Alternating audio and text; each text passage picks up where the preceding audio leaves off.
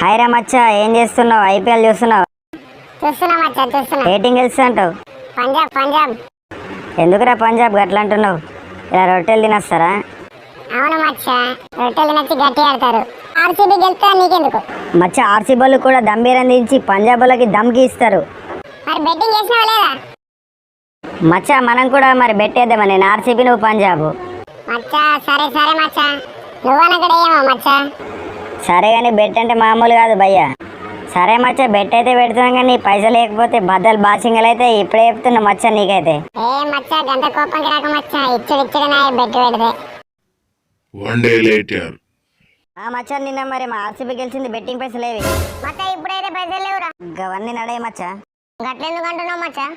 మాట అంటే మాట మీద ఉండాలి మచ్చా. 2 రోజులు టైం ఇస్తా, లేకపోతే మీ దగ్గరికి పోతా. మా అయ్య దగ్గరికి ఎందుకు కూడా మచ్చా? నువ్వు అన్నట్టు 2 రోజులు ఇచ్చేట పైసలు. Matter close. కేల్కతం దుకాణం బంద్.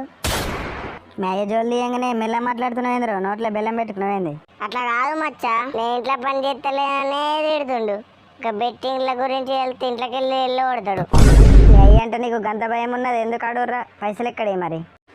ఇక అప్పుడప్పుడు ఊళ్ళో లేనప్పుడు ఇంట్లో ఉప్పు డబ్బులు పప్పు డబ్బులు జల్లెడ పట్టి 5 రూపాయలు 10 రూపాయలు దొరుకుతాయి. ఇక అవే బెట్టింగ్.